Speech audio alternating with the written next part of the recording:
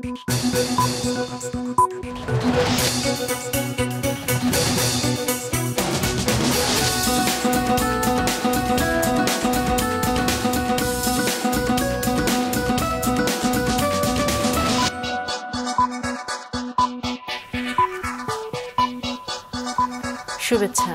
সবাইকে স্বাগত রাতের মাছরাঙা সংবাদের সঙ্গে আছি আমি ইফতিসাম নাসিম। শুরুতেই গার্ডিয়ান লাইফ ইন্স্যুরেন্স সংবাদ শিরোনাম। কাল থেকে যারা রাষ্ট্রায়ত্ত ও স্বায়ত্তশাসিত প্রতিষ্ঠানের চাকরিতে যোগ দিবেন তারা যুক্ত হবেন নতুন সর্বজনীন পেনশন স্কিমে। প্রত্যয় নামে নতুন এই পেনশন স্কিম বৈষম্যমূলক দাবি করে আজ কর্মবিরতিতে ছিলেন দেশের সব পাবলিক বিশ্ববিদ্যালয়ের শিক্ষক, কর্মকর্তা ও কর্মচারীরা। কাল থেকে কর্মবিরতির কর্মসূচি ঘোষণা করেছেন তারা।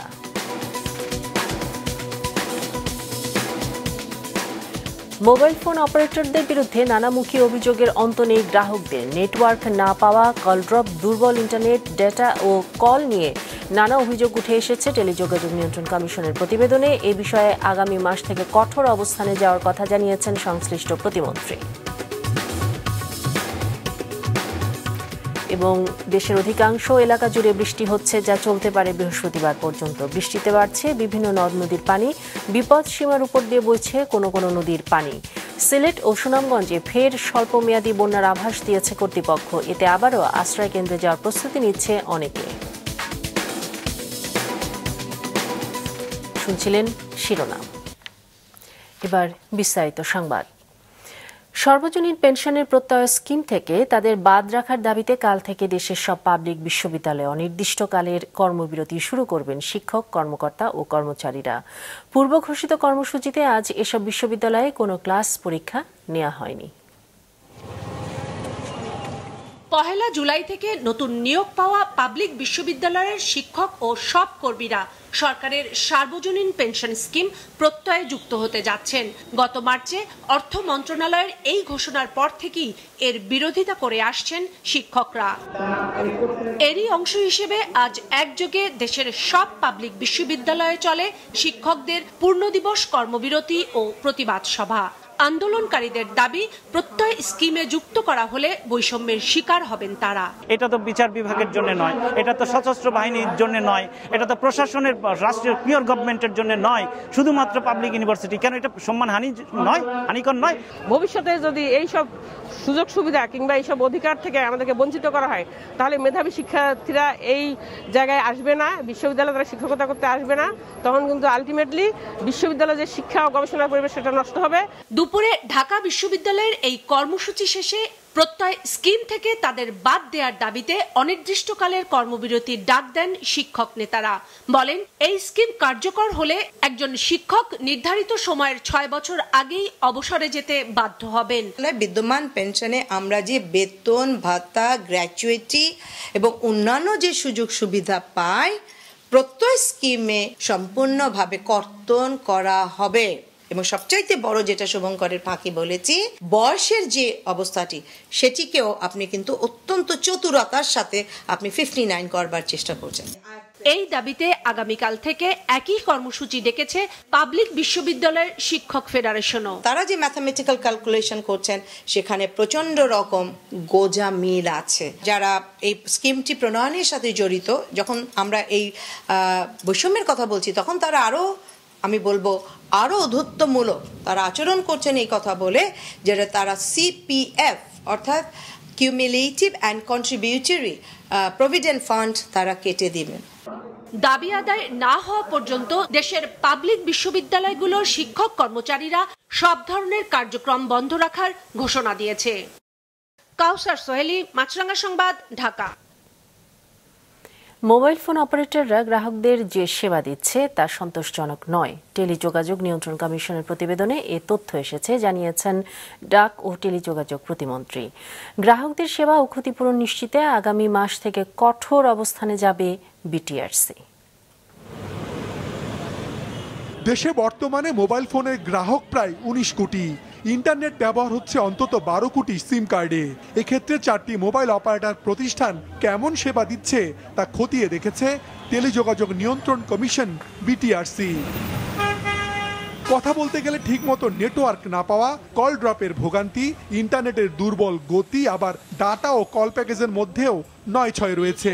এমন সব অসন্তোষজনক তথ্য এসেছে প্রতিবেদনে, জানিয়েছেন ডাক ও টেলিযোগাযোগ প্রতিমন্ত্রী। তারা বেশ কিছু জায়গায় সাইটগুলো পরীক্ষা করেছে এবং সেই রিপোর্ট অনুসারেও কোয়ালিটি অফ সার্ভিস যেটা অন সাইট সেটাও কিন্তু আমরা দেখেছি যে খুব একটা সন্তোষজনক নয়। যতই স্ট্যাটিস্টিক্স আমাকে গ্রামীণ ফোন, রবি, বাংলালিংক কিংবা টেলিটক দিক না কেন, যতক্ষণ না পর্যন্ত আমি গ্রাহক পর্যায় থেকে উল্লেখযোগ্য উন্নয়নের চিত্র না পাবো বা তাদের রিয়াকশন না পাবো, ততক্ষণ পর্যন্ত কিন্তু শুধুমাত্র কাগজে কলমে বা ডিজিটাল প্রেজেন্টেশনে আমি কিন্তু ব্যক্তিগতভাবে সন্তুষ্ট হব না। আগারগাঁওয়ে বিটিআরসি ভবনে 4 ফোন অপারেটরের সাথে এই বৈঠকে সেবার মানের বিষয়ে কঠোর অবস্থানে যাওয়ার কথাও জানান প্রতিমন্ত্রী। কল ড্রপ কেন হচ্ছে, ইন্টারনেটের গতি কেন কম হচ্ছে এবং আমরা কল ড্রপের জন্য গ্রাহকের যে ক্ষতিপূরণ দেওয়ার কথা সেটা আমরা আরো কঠোরভাবে প্রয়োগ করতে যাব। জুলাইয়ের 1 তারিখ থেকেই আমরা কিন্তু অ্যাকশনে যাব। মোবাইল অপারেটর কোম্পানিগুলো বলছে তারা যে বিভিন্ন পক্ষকে নিয়ে টেলিযোগাযোগ সেবা দেন তাদেরও কাজের মান নিশ্চিত করতে হবে। ট্রান্সমিশনের ক্ষেত্রে যে জায়গাটাতে আমরা ডিপেন্ড করি অন্য স্টেক হোল্ডারদের উপর, তাদের কোয়ালিটি অফ সার্ভিস কি তারা মেনটেন করতে পারছে কিনা, এই জায়গাটাতে আমাদের স্যার একটু খেয়াল করতে হবে। আমরা চাই যে আমাদেরকে নতুন নতুন প্রোডাক্ট ও সার্ভিস ইনোভেটিভলি যেন আমরা আনতে পারি, সেই সহযোগিতাগুলো দরকার। আমরা এটা আশা করি যেন আমরা ইনভেস্টমেন্ট কন্টিনিউ করতে পারি। মাননীয় মন্ত্রী, আমরা কমিটমেন্ট অসম্ভব রকম সিরিয়াস মাননীয় মন্ত্রী সার্ভিস দেওয়ার জন্য। মোবাইল ফোন গ্রাহকদের ভালো সেবা নিশ্চিতে নিয়মিত অপারেটরদের আর্থিক ও কারিগরি দিকগুলো পর্যালোচনা করা হবে বলেও জানানো হয় বৈঠকে। মাশরুক রাহাত, মাছরাঙা সংবাদ, ঢাকা।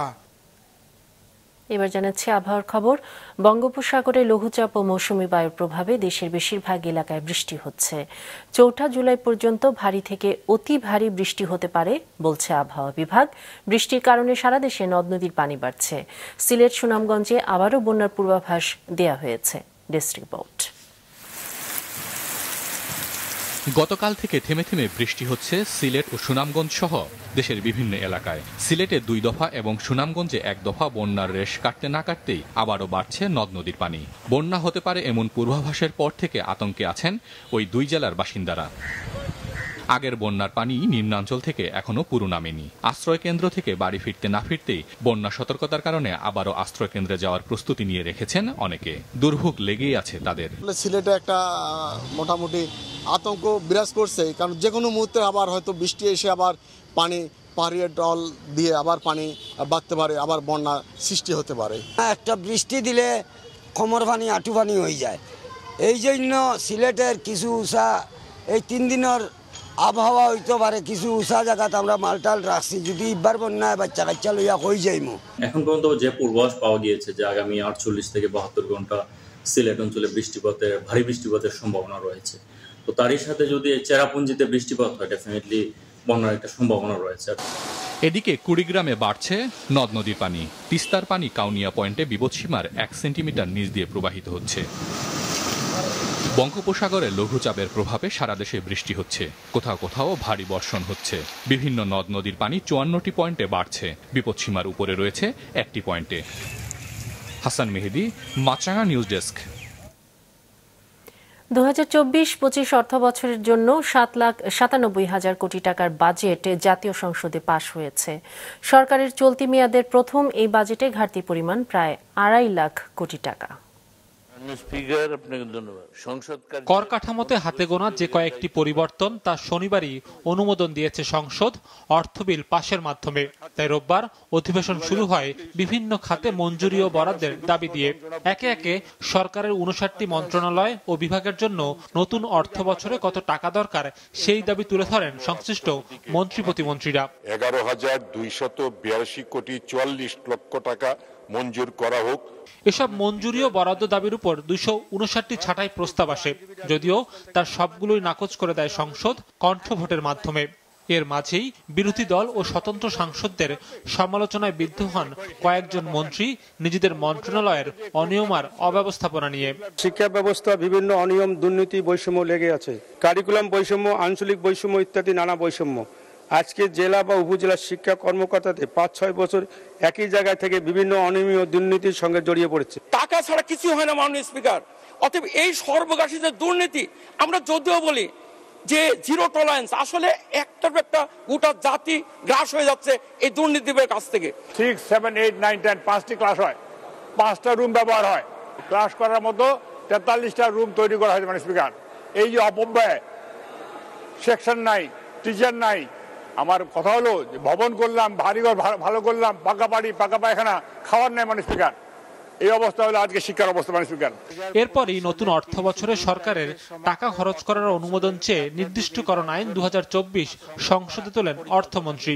নির্দিষ্টকরণ বিল 2024 এই মহান সংসদে পাশ করা হোক। যারা এই প্রস্তাবের পক্ষে আছেন তারা হ্যাঁ বলুন। কণ্ঠভোটে সবার সম্মতিতে এই আইন অনুমোদনের সাথে সাথে 2024-25 অর্থ বছরের জন্য পাশ হয়ে যায় 7,97,000 কোটি টাকার বাজেট, যেখানে ঘাটতি আছে 2,56,000 কোটি টাকা।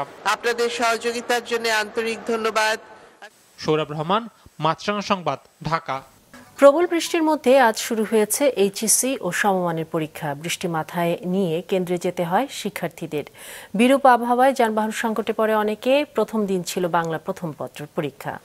বন্যার কারণে সিলেট বাদে দেশের 10টি শিক্ষা বোর্ডে অনুষ্ঠিত হয় পরীক্ষা। এবছর মোট পরীক্ষার্থী 13,68,373 জন।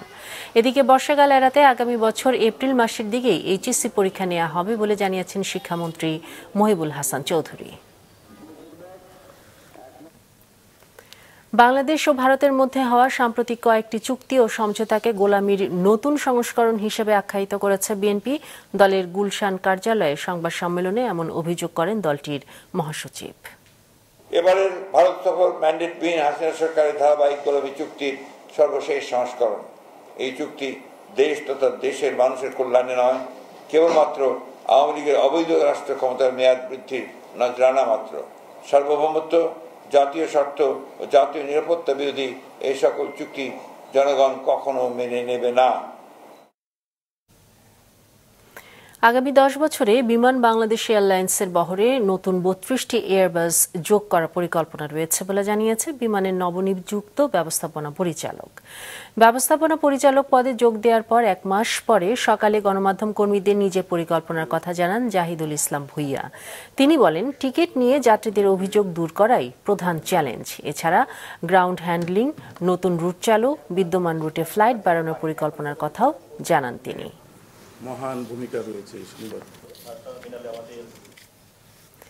দেশ থেকে অর্থ পাচারের অন্যতম মাধ্যম হয়ে উঠেছে অনলাইন জুয়া। সেই সাথে বেড়েই চলেছে মোবাইল ব্যাংকিং অ্যাপ দিয়ে হুন্ডি ব্যবসা। অনলাইন লেনদেনে সুনির্দিষ্ট নীতিমালা না থাকায় এর বিরুদ্ধে ব্যবস্থা নেওয়া যাচ্ছে না বলছে পুলিশ। সামাজিক যোগাযোগ মাধ্যম ফেসবুক স্ক্রল করলে বিভিন্ন সেলিব্রিটির ছবি দিয়ে অনলাইন জুয়ার বিজ্ঞাপন চোখে পড়ে। আবার মোবাইল ব্যাংকিং অ্যাপস দিয়েও চলে হুন্ডি ব্যবসা। প্রায় 600 মানুষের উপর জরিপ চালিয়ে সিআইডি বলছে এই অবৈধ কার্যক্রমের মাধ্যমে কোটি কোটি টাকা পাচার হয়ে যাচ্ছে। অনলাইন বেস যে গ্যাম্বলিং গুলি হচ্ছে, এই গ্যাম্বলিং এর মাধ্যমে মানি ট্রান্সফার হচ্ছে, that is illegal. Online base যে মানি ট্রানজাকশন হচ্ছে, that is also illegal. Gambling আইনটি জরুরি ভিত্তিতে পার্লামেন্টে নিয়ে আইনে পরিণত করে আমাদের কাছে দেওয়া, যাতে আমরা জরুরি ইমপ্লিমেন্ট করতে পারি। অনলাইন জুয়া নিয়ন্ত্রণে নীতিমালা না থাকায় অপরাধীদের বিরুদ্ধে ব্যবস্থা গ্রহণ করা যাচ্ছে না, ফলে বাড়ছে অপরাধ। নগদ বা উপায় থেকে ইমানি করে এগুলো ডিস্ট্রিবিউশন করে।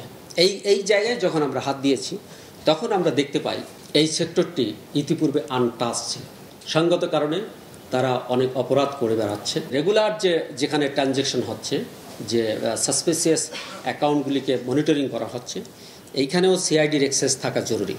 কালো টাকার লেনদেন করতে বাংলাদেশ ব্যাংকের ড্যাশবোর্ডে পর্যবেক্ষণের ক্ষমতা থাকা প্রয়োজন বলেও জানান এই পুলিশ কর্মকর্তা। অপারেটরসগুলি। মাহমুদুল হাসান, মাছরাঙা সংবাদ, ঢাকা।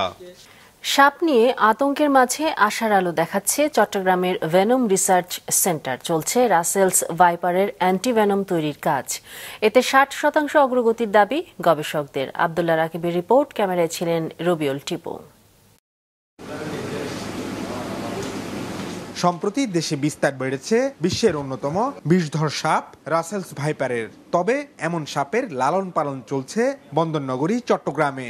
দেশের বিভিন্ন অঞ্চল থেকে উদ্ধার করা 50টি সাপ পরম মমতায় দেখভাল করা হচ্ছে চট্টগ্রাম মেডিকেল কলেজে স্থাপিত দেশের প্রথম ও একমাত্র ভেনম রিসার্চ সেন্টারে। সাপের কামড়ে মৃত্যুর ঘটনায় দেশজুড়ে যখন শঙ্কা, ঠিক সে সময়ে আসার কথা শোনালেন এই ভেনম রিসার্চ সেন্টারের গবেষকরা। রাসেলস ভাইপারের বিষের প্রতিষেধক তৈরির কাজ এগিয়েছে অনেকখানি। আমরা বর্তমানে শুধু রাসেলস ভাইপারের ভেনম নিয়ে এই গবেষণাটা করছি। এই গবেষণাটার প্রায় 60% কাজ আমরা শেষ করেছি। হয়তো এ বছরের শেষ নাগাদ আমরা আপনাদেরকে এই ফলাফলটা দিতে পারবো যে আমাদের এই গবেষণার অ্যান্টিবডির কার্যকারিতা কেমন সেটার সম্বন্ধে জানানোর জন্য। দেশে সব ধরনের সাপের কামড়ের চিকিৎসায় একমাত্র ভরসা ভারতের তৈরি একটি অ্যান্টিভেনম। গবেষকেরা বলছেন, বিদেশি অ্যান্টিভেনমের চেয়ে স্থানীয়ভাবে তৈরি অ্যান্টিভেনম বেশি কার্যকর হয়ে থাকে। দেশের গবেষণাগারে তৈরি অ্যান্টিভেনমের কার্যকারিতা বর্তমানে ছাগল ও মুরগির শরীরে পরীক্ষা করা হচ্ছে। মুরগির শরীর এবং গোট মানে ছাগলের শরীরে আমাদের রাসেলস ভাইপারের ভেনম দিয়ে তার বডিতে একটা অ্যান্টিবডি তৈরি হবে। সেই অ্যান্টিবডিটাকে আমরা সংগ্রহ করব, পিউরিফাই করব এবং এই অ্যান্টিবডিটাকে আমরা পরবর্তীতে নিউট্রালাইজেশন টেস্ট করে আমরা দেখব যে আমাদের ভেনমকে কতটুকু নিউট্রালাইজ করতে পারে। রাসেলস ভাইপার ছাড়াও এই রিসার্চ সেন্টারে রয়েছে 9 প্রজাতির 250টি সাপ, যাদের খাবার হিসেবে দেওয়া হয় মুরগির বাচ্চা, ইঁদুর ও ছোট সাপ। গবেষকেরা জানিয়েছেন, আগামীতে অন্যান্য সাপের বিষের প্রতিষেধকও তৈরি করা হবে। যখন দেখি যে সাপটা মোটামুটি সুস্থ আছে এবং সাপটা ভেনম সংগ্রহ করার জন্য উপযোগী, অন্যান্য গবেষণা করার জন্য উপযোগী, তখনই আমরা এই সার্পেন্টেরিয়ামে সাপগুলোকে নিয়ে আসি। কিছু সাপ আছে যারা শুধুমাত্র সাপ খেয়েই জীবনযাপন করে, সেই সাপদেরকে সাপ খাইয়ে বাঁচিয়ে রাখাটা আমাদের জন্য চ্যালেঞ্জ। ক্রেটের জন্য সপ্তাহে একবার, তারপর রাসেলস ভাইপার এবং অন্য যে পিট ভাইপার যেগুলো আছে সেগুলোর জন্য হচ্ছে 15 দিন একবার করে খাবার দেওয়া হয় এবং তাদের কাছ থেকে প্রতি মাসে একবার করে বিষ সংগ্রহ করা হয়। আমাদের দেশে এই নিজেদের যে সাপ আছে সেই সাপের এগেনস্টে এখনও কোনো অ্যান্টিভেনম আমরা তৈরি করতে পারিনি। ভবিষ্যতে হয়তোবা অন্যান্য নিউরোটক্সিক যে স্নেকগুলো আছে, কোবরা, ক্রেট কিংবা আমাদের সবুজ সাপ, গ্রিন পিট ভাইপার, এই সবগুলা ভেনম নিয়েই আমরা হয়তোবা তার এগেনস্টে অ্যান্টিবডি তৈরি করে আমরা দেখানোর চেষ্টা করব। 2018 সাল থেকে যাত্রা শুরু করে এই ভেনম রিসার্চ সেন্টারটি। চট্টগ্রাম মেডিকেল কলেজ ও চট্টগ্রাম বিশ্ববিদ্যালয়ের শিক্ষক ও শিক্ষার্থীরা এই প্রকল্পে গবেষক হিসেবে কাজ করছে, আর পুরো প্রকল্পে সহায়তা করছে স্বাস্থ্য অধিদপ্তর। এই সেন্টারে অ্যান্টিভেনম তৈরি শুরু হলে আমদানি নির্ভরশীলতা কমবে। আব্দুল্লাহ রাকিব, মাছরাঙা সংবাদ, চট্টগ্রাম। চলতি মাসে সাপে কাটা 30 রোগী চিকিৎসা নেন ফরিদপুরের বঙ্গবন্ধু শেখ মুজিব মেডিকেল কলেজ হাসপাতালে। এর মধ্যে মারা গেছেন 3 জন। সাপের কামড়ে রাজবাড়ীতে মৃত্যু হয়েছে 1 জনের। সাপে কামড়ালে আতঙ্কিত না হয়ে দ্রুত হাসপাতালে যাওয়ার পরামর্শ দিয়েছেন চিকিৎসকরা। ডেস্ক রিপোর্টে বিস্তারিত। রাজবাড়ীর পাংশা উপজেলার মধু বিশ্বাস গেল 21শে জুন শুক্রবার বাদামের জমিতে কাজ করার সময় রাসেলস ভাইপার সাপে কাটে তাকে। দ্রুত হাসপাতালে ছুটে যান তিনি। ফরিদপুর বঙ্গবন্ধু শেখ মুজিব মেডিকেল কলেজ হাসপাতালে 5 দিনের চিকিৎসা শেষে এখন তিনি সম্পূর্ণ সুস্থ। বাদাম গাছ যখন টান দিতে যায়, টান দেওয়ার যায় ওনার হাতে সাপ সবল মারে। ঝাড়া দেওয়ার পরে ডাঙার দিকে পড়ে যায়, ওইখান থেকে আগে নলিগেন কাঁচি দিয়ে কোপ দেয়। কোপ দেওয়ার পরে সাপটা একটু নর্মাল হয়ে যায়, দুর্বল হয়ে যায়। দুর্বল হওয়ার পরে আমার কাছে মোবাইল রাখার একটা পলিথিন ছিল, সেই পলিথিনের ভিতর করে ধরে নিয়ে আসে পাংশা হাসপাতালে নিয়ে আসে। পাংশা হাসপাতালের ডাক্তার দেখে, ডাক্তার দেখার পরে ওরা রাসেল ভাইপার সাপ করে করার পরে তারপরে ওনার ওইখান থেকে অ্যান্টিভেনম দেওয়া হয়। ডাক্তার দেখে আমার পদ্মার চরে ঘাস কাটতে গিয়ে রাসেলস ভাইপার সাপের কামড়ের শিকার হন ফরিদপুর সদর উপজেলার ডিগ্রিরচর ইউনিয়নের সত্যরঞ্জন বৈরাগী। তিনিও হাসপাতালে চিকিৎসা নেন। কামড় দেওয়ার পরে মনে হলো যে মানে কি জানি একটা সারা শীতে ধরলো আর কি। তারপরে তো আর কি একটু জ্বালাপোড়া করা ধরলো। আমি তো দিন তো দেরি করা যাবে না। হ্যাঁ, তো নৌকা নিয়ে একা গেছি, সেই নৌকা উঠে নৌকা বাইয়ে পদ্মা পার এই পারাইছি, তারপরে সেই যে মোটরসাইকেল সেই যে হাসপাতালে ভুগতেছি। মানে আমার শরীরে কোনোই নাই, কিন্তু এই জায়গায় আর কি বাড়ে কমে, ফোলার একবার বাড়ে একবার কমে। হাসপাতাল কর্তৃপক্ষ জানায় চলতি মাসে হাসপাতালে চিকিৎসা নিতে আসা ৩০ জন সাপে কাটা রোগীর মধ্যে ২৭ জনই সুস্থ হয়ে বাড়ি ফিরে গেছেন, মারা গেছেন ৩ জন। সাপে কাটা চিকিৎসার ব্যাপারে আমাদের পূর্ণাঙ্গ প্রস্তুতি রয়েছে, আমাদের চিকিৎসকদের প্রশিক্ষণ আছে, এর সাথে আমাদের পর্যাপ্ত পরিমাণ অ্যান্টিভেনাম মজুদ আছে। তাতে করে সাপে কাটার সাথে সাথেই যদি রোগীরা আমাদের হাসপাতালে আসে তাহলে আমরা আশা করি ১০০% আমরা মানসম্মত চিকিৎসা দিতে আমরা সক্ষম। এদিকে সম্প্রতি রাজবাড়ীতে সাপের কামড়ে সুবিতা রানী দাস নামে এক নারীর মৃত্যু হয়েছে। স্বজনদের দাবি সাপে কাটার ১ ঘন্টার মধ্যেই তাকে হাসপাতালে নেওয়া হয়, কিন্তু অ্যান্টিভেনম না দেওয়ায় তার মৃত্যু হয়েছে বলে অভিযোগ তাদের। সজীব সাদিক, মাছরাঙা নিউজ ডেস্ক।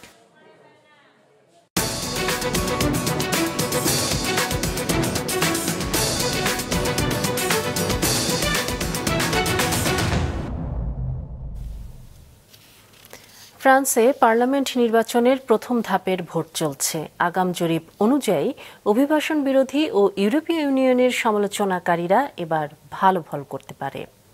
তাদের নেতৃত্বে আছেন কট্টর ডানপন্থী নেতা মেরিন লে পেনের দল ন্যাশনাল র্যালি RN, তবে তারা সংখ্যাগরিষ্ঠতা নাও পেতে পারে। বিপরীতে প্রেসিডেন্ট ইমানুয়েল মাখোঁর মধ্যপন্থী জোট জাতীয় পরিষদে হারতে পারে অর্ধেকের বেশি আসন। সম্প্রতি ইউরোপীয় পার্লামেন্টের নির্বাচনে খারাপ ফলের জেরে পার্লামেন্ট ভেঙে দেন মাখোঁ। আগাম জরিপে দেখা গেছে RN ৩৫ থেকে ৩৭% ভোট পেতে পারে। নির্বাচনের দ্বিতীয় ধাপ অনুষ্ঠিত হবে ৭ জুলাই। এই নির্বাচনে যে দলই ক্ষমতায় যাক না কেন মেয়াদকাল ২০২৭ সাল পর্যন্ত প্রেসিডেন্ট পদে ম্যাকই থাকবে। রাতের সংবাদ শেষ করব, তবে যাবার আগে গার্ডিয়ান লাইফ ইন্স্যুরেন্স সংবাদ শিরোনামগুলো আরও একবার। সর্বজনীন পেনশন স্কিম থেকে বাদ দেওয়ার দাবিতে পাবলিক বিশ্ববিদ্যালয়ের শিক্ষকদের কর্মবিরতি, কাল থেকে সব কার্যক্রম বন্ধ রাখার ঘোষণা। কলরব, নেটের গতি, ডেটা ও কল নিয়ে মোবাইল গ্রাহকদের নানা ভোগান্তি, আগামী মাস থেকে ক্ষতিপূরণ নিশ্চিতে কঠোর ব্যবস্থা। এবং বৃষ্টিপাতে বাড়ছে বিভিন্ন নদ নদীর পানি, সিলেট সুনামগঞ্জে স্বল্পমেয়াদী বন্যার আভাস, ফের আশ্রয়কেন্দ্রে যাওয়ার প্রস্তুতি নিচ্ছে অনেকে। এই ছিল এখনকার মতো। ফেসবুকে আপডেট পেতে ভিজিট করুন মাছরাঙা টেলিভিশনের পেজে, ইউটিউব চ্যানেলেও দেখতে পারেন আমাদের সংবাদ, প্রতিবেদন এবং অনুষ্ঠান। দর্শক, রাস্তার ধুলো ও ধোঁয়া ফুসফুসের ক্ষতির কারণ হতে পারে, তাই জীবাণু ও ফুসফুসের সংক্রমণ থেকে সুরক্ষিত থাকতে ব্যবহার করুন ফেস মাস্ক। এতক্ষণ সঙ্গে থাকার জন্য ধন্যবাদ।